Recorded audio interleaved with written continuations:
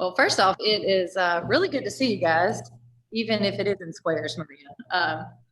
I've been seeing you guys and talking to basketball. We're excited. We're excited about getting to play basketball and this upcoming season. And I understand we still have to be flexible, and we have to be able to pivot at any moment. But we've had good practices. We have had a lot of energy, a lot of enthusiasm. Our players have been really positive throughout this time. They seem pretty eager to take the court against an opponent. So, like I said, I'm thrilled. I love the way this team is shaping up, and excited to see what we can do. All right, we'll take questions. We'll start with Rick. Hey, Kellie. It's afternoon. Good afternoon now. Kellie, talk about the uncertainty of what things might look like inside Thompson Bowling Arena this year.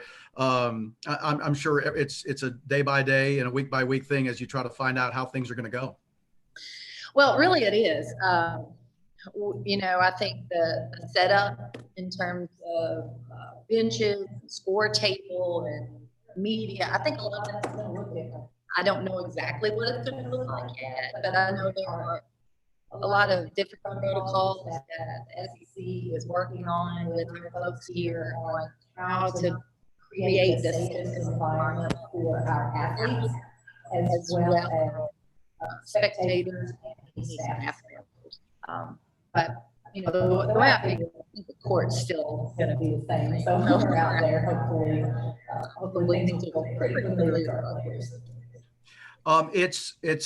And we may have to do that one over, Kellie, but Eric, are you getting that message from everyone about the echo with Kellie's microphone and what we're getting across here on the Zoom? Yes, I'm hearing that now.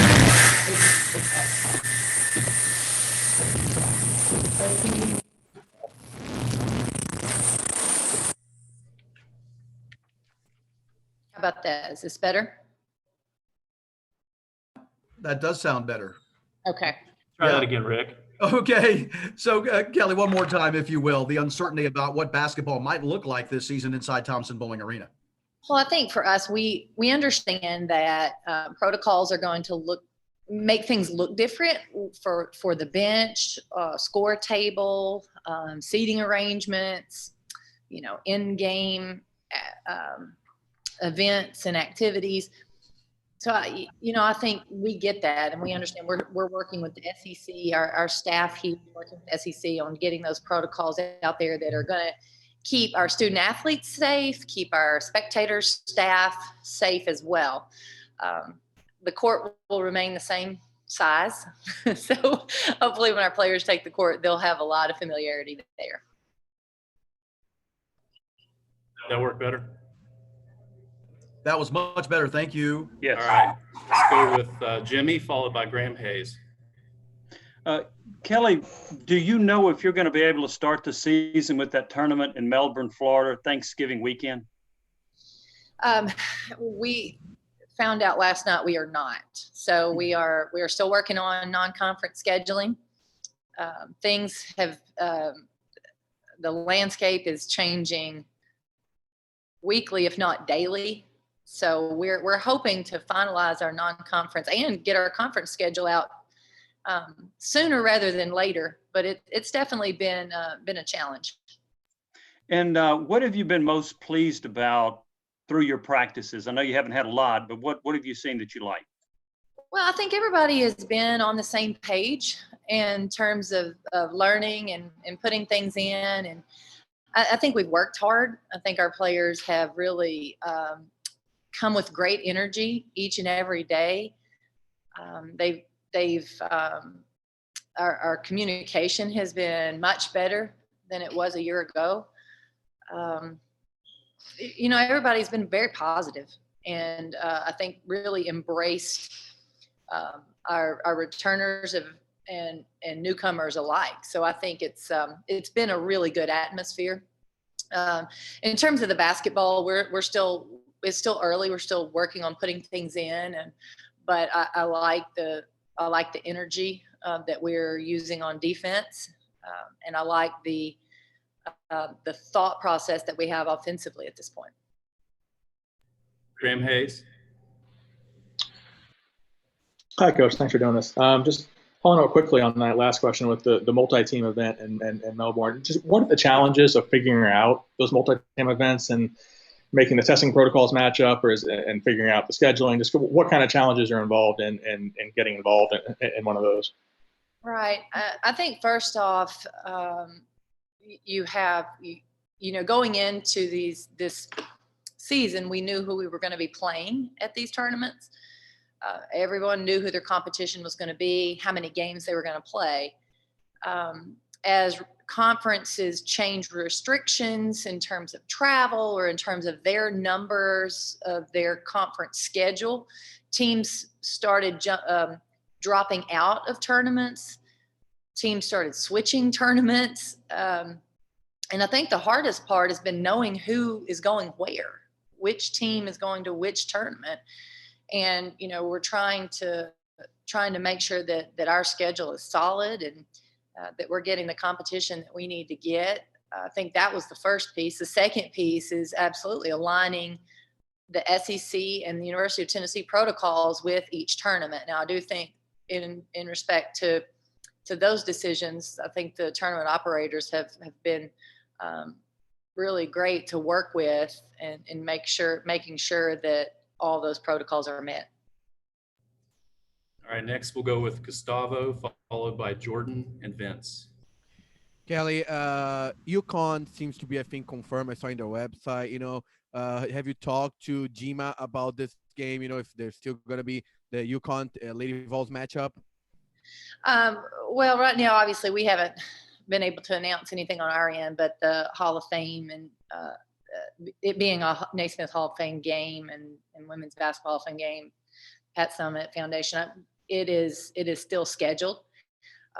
Still scheduled for January 21st. I have not had conversations with them, but I know the administration for both schools as well as folks in those for those parties have been in touch. And how are you able to communicate? You know, if you communicate with your players during the off season, how are you able to keep them engaged during this tough times?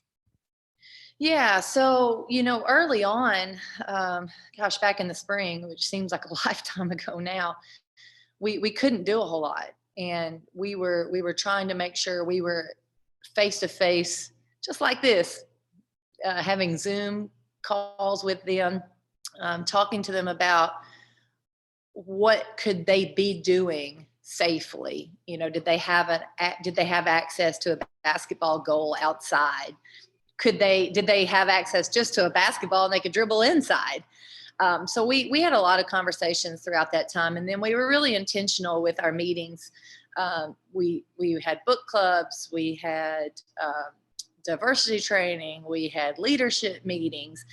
We tried to be very intentional about staying engaged with our team, even when it was not on the court. And we tried to take advantage of that time and take advantage of those meetings, because that was a real great opportunity for growth for our team.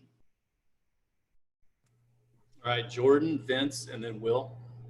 Hey, Kellie, you talked about kind of engaging your players off the court, but obviously with three true freshmen coming in, what does that process look like, getting them up to speed into playing kind of college basketball, and kind of where would you assess where they are in that transition into college basketball?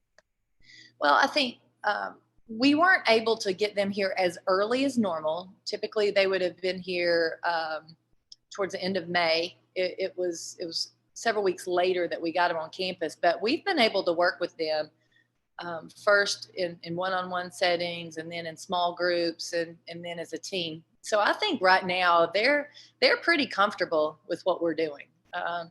You know, I think they're pretty excited about coming to practice every day and getting better. I think they have picked things up very quickly. The only thing that they're missing at this point is the experience, and they're not going to get that until they step out there in their first college game. So with where they're at right now, I've been really pleased. Kellie, back to this. Yes. Sorry, Eric. Back to the scheduling. How layered are your what if scenarios for games? I mean, how deep does that have to go, or do you just have to wait because even your contingency plans could change? Talk about that a little bit. Yeah, it is layered. And, we have, all right, let's have plan A. And then if this doesn't happen or fall through, what's our next option? And we've been, one of the things that we have to do is, as we're waiting on information, and that's been one of the hardest things for me, we're hurry up and wait. Hurry up and wait. We want it now, but we have to hurry up and wait until more information is had. And so as we are waiting on information to come across our desk and for us to find out some things, that's where you try to come up with your contingency plans and see, if we can't go to this tournament, or if this game falls through, then who are we going to slide in there? Can we slide a team in there? Who could that be? If they can go into this, or is it going to change and alter our game schedule? And we're also looking at strength of schedule as well. So trying to get comparable teams best we can. So it's definitely been, it's been a challenge. It's been a very complicated puzzle with moving parts. All right, Will, and then Nicholas Hill. As a first-year coach last season, as you were still evaluating your team, you tended to substitute in a lot of players. Do you still want to take that approach this season, especially with 5 newcomers and 2 new transfers, I guess, to try to get a fill? Yeah, I believe going into this season, I feel more comfortable with our depth. I like playing players.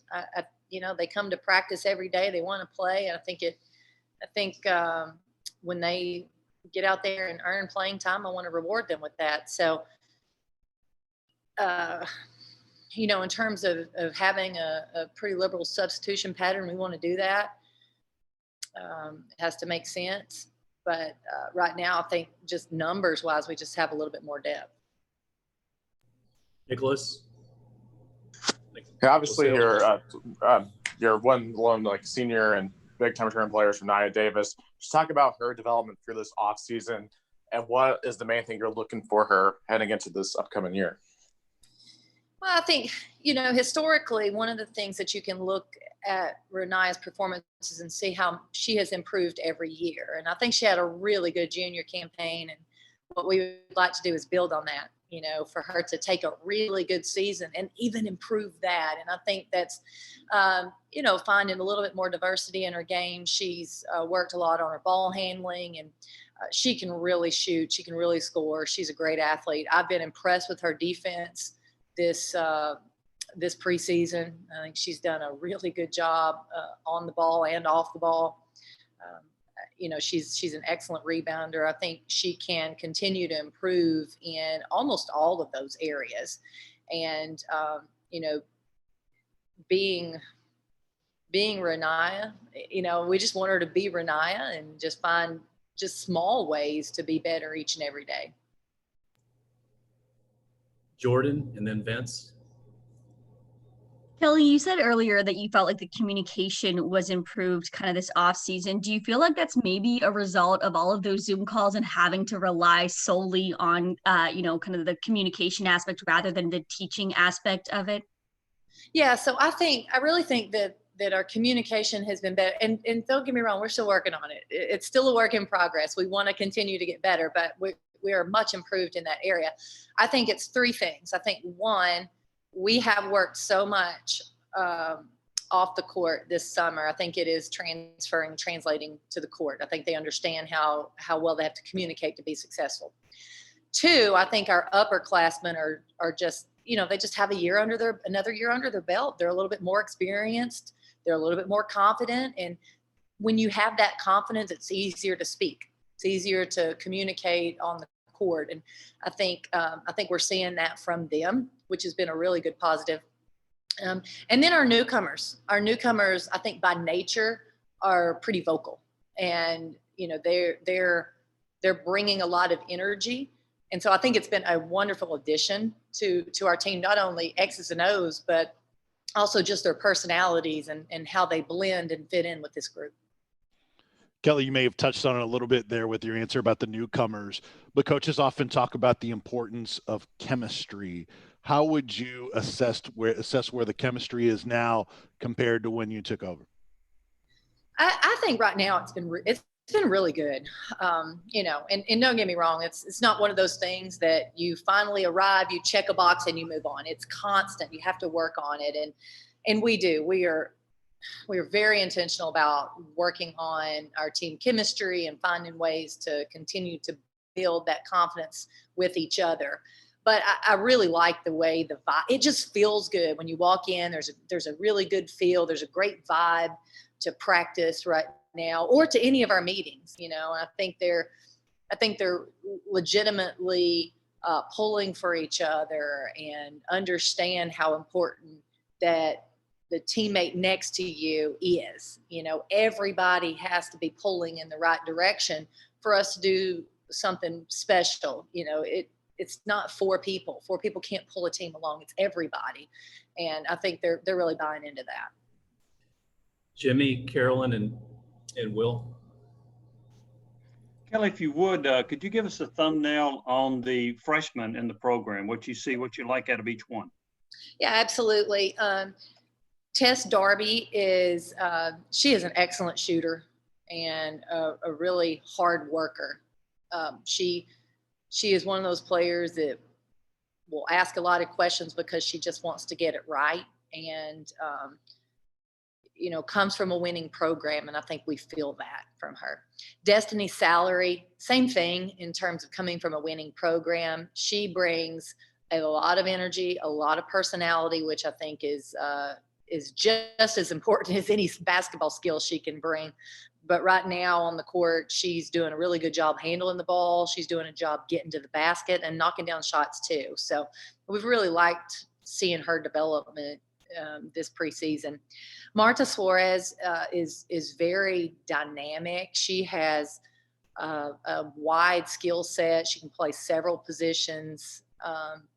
You know, she's got a little baller in her, and you know, is really fun to watch because she can make plays. Carolyn. Hi, Kellie. Good to see you. Can't wait to see you in person. I hope that happens soon. But 2 of your freshmen, I want to start with Jordan Horston and Tamari Keefe from last year. And where have you seen their improvement growing coming into this season? We'll start with Jordan. I feel like her maturity level has been raised. I think she is already more consistent in coming up and showing up at practice, doing what she needs to do to be successful. She looks amazing right now. I mean, she looks the part. She walks out on the court. She's bigger and stronger than everybody. And I think what we're trying to work on is let's now translate that into your aggressiveness at the basket. You know, she's knocking down shots. She's getting to the basket. So her strength and size right now could allow her to play more powerfully this season. You know, I think Tamari is still, she is just really talented. I think for her growth is still, you know, just taking that talent to the next level and not just being talented, but outworking someone or, you know, being more aggressive on the court, not letting plays happen to her go out and make plays because she is so capable of doing that. And then Rae Burrell went from that 6th man to starting the final part of the season. So, you know, what are you seeing from her right now? Yeah, so Rae, I think, first off, I think she was the ultimate 6th man. Absolutely, that is what you want. You want somebody coming in fearless, playing downhill, being aggressive, coming off the bench, because that's firepower coming off the bench. So I thought that was a great role that she filled for us. But she did a really good job when she stepped in the starting role for sure. I think again, she's still showing that aggressiveness. She's showing a lot of high energy plays. She's knocked down a lot of shots. I think she's had some really good practices, and the more the more she plays, the better she's going to get, in my opinion. And then my last question is, with SEC football, a lot of people are talking about the defense has been behind. Do you see that could possibly play a part in women's basketball in the SEC? And where do you feel like you're so defensive minded, where your defense is compared to where your offense is? That's such a great point. We have spent more time on our offense. I will say we've spent a lot of time on offense this off season, and a lot of that is by design. If at any point, we could lose practices, due to COVID. And so what we've tried to do is front load, put as much of the teaching aspects that we can have in. We put that in early so that, at any point we're still going to be in pretty good shape in terms of what we can do. And I think for us, we felt like the defense would be one of those things that we could pick up late if we needed to. So we've been heavy on the offense early on, and then by design, and then we've really picked up the defense. I've been proud of them, how they've started off the preseason defensively. So hopefully we can stick with that. Let's go with Will, and then Maria Cornelius, and then Nicholas. When you're talking about earlier having, more depth this season than years past, what are some challenges that you anticipate when you try to, I guess, get players minutes and try to have a deep rotation like you did last year? Well, I think the issues arise because players want to play. Everybody wants to play as many minutes as they could possibly play. But I think if you go back and look at my teams historically, have played a lot of people. It just takes communication with your players. I think it also just takes them buying in and understanding how effective and beneficial it is to have a solid, deep rotation, and when and where the positives will show will be at the end of the year, at the end of the game, when you've got a little bit more fresh legs. I think I feel really good about it. I see less challenges than positives. Maria? Hey, Kellie, I wanted to ask you about your double Jordans, Jordan Horston, Jordan Walker. Have you figured out how to distinguish them in practice yet? What's the point guard situation there? And also, if you could just give us an overview of Kean Green and how she's been doing. Okay. So Jordan Horston, I called her Jordy last year. And then when Jordan Walker arrived, she said her nickname was Jordy. So we couldn't have two Jordans with nicknames Jordy. So Jordan Walker has, she is affectionately called Joe. So JoJo or Joe is Jordan Walker. So we'll refer to Jordan Horston and Joe Walker. But yes, both of those players are playing point right now, as well as Destiny Salary. We're trying to get those three solid reps throughout the practices. Jordan Horston and Destiny Salary can also play the off guard with no problem. So we can play those players together, which gives me, again, depth, but a lot of different combinations, which I think is really, really valuable and useful. But they've done well. I think they're picking things up. I've really been impressed with Destiny Salary and Jordan Walker walking in and stepping up, being vocal, asking questions, getting things right, being aggressive. They've not played timid at all, and I think that's tough to do, especially at a point guard position when you're new. So really, really proud of them and really excited about their growth. Kean Green has made a big impact on our team already. She comes in with great maturity, great leadership, unbelievable work ethic on the court. I think she took 4 charges in one practice. I mean, this is a tough, hard-nosed kid that wants the basketball, and if you don't throw it to her, she'll just go get the rebound. So she's been really good for us thus far. Did you say that she took 4 charges? I don't know that you had anybody take 4 charges total last year. She took those in practice? Yeah. Trust me, I already know that. Yes. So, yes, that's why I'm making note of that. 4 in one practice. It's pretty impressive. Nicholas, Graham, and Jimmy.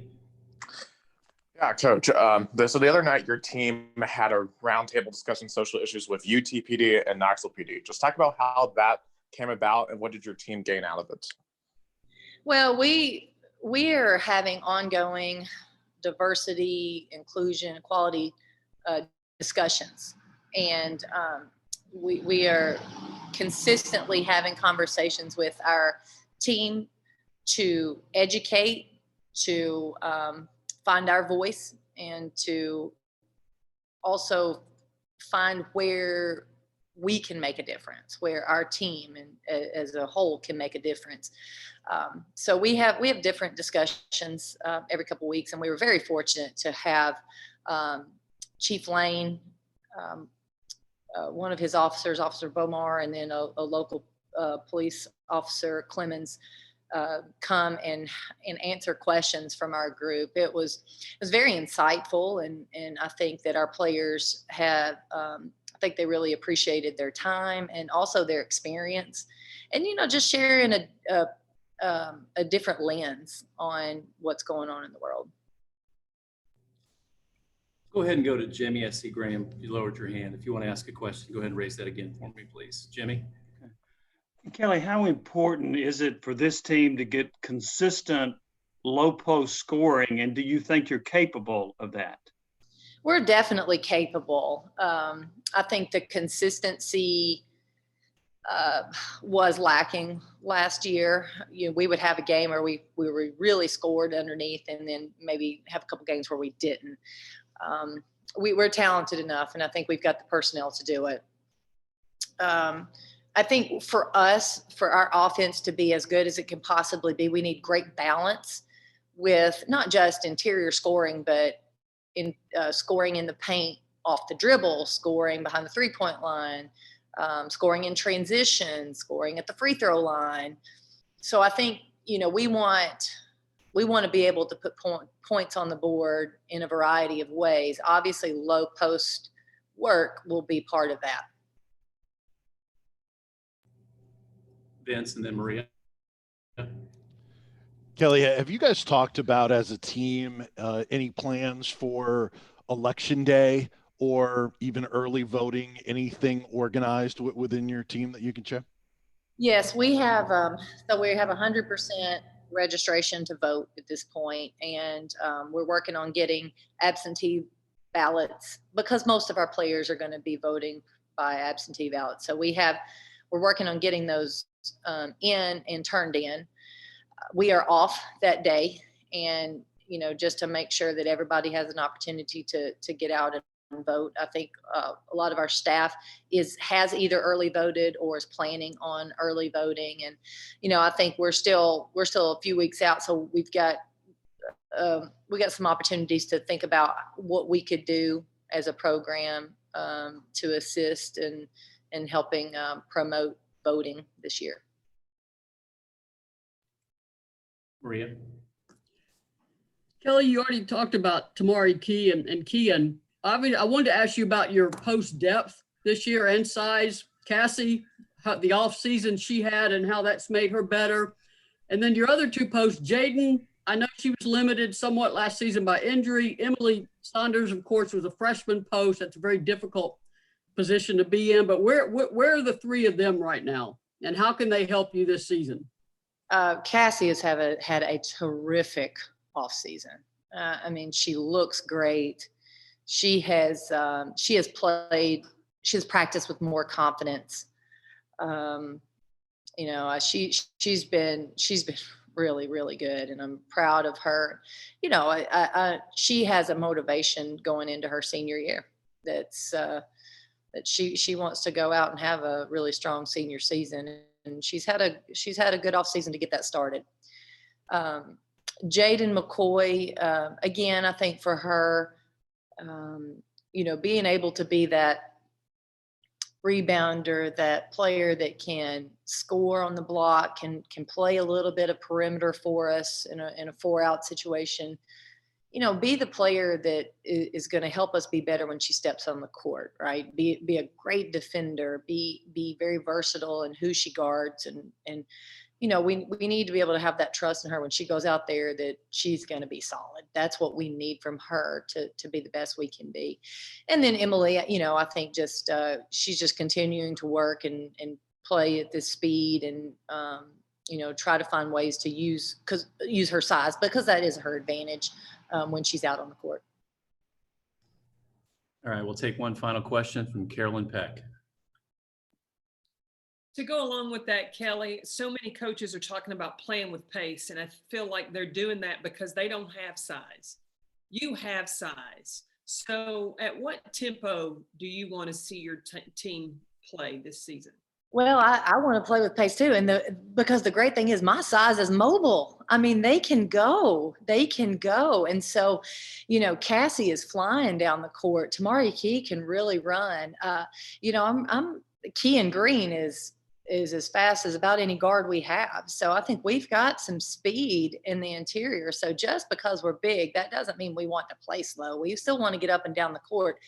Tamari Key, if she runs the floor well and she beats a post down the court, guards are going to struggle guarding her at the basket if there's a mismatch in transition. So we want to try to take advantage of that. And our guards will push the ball. They'll push the ball. So there will be some opportunities for our post players that they'll get down the court. And I think they will. All right, Coach. Thank you for joining us. Thank you, guys. You'll have a great day. We'll have Rennia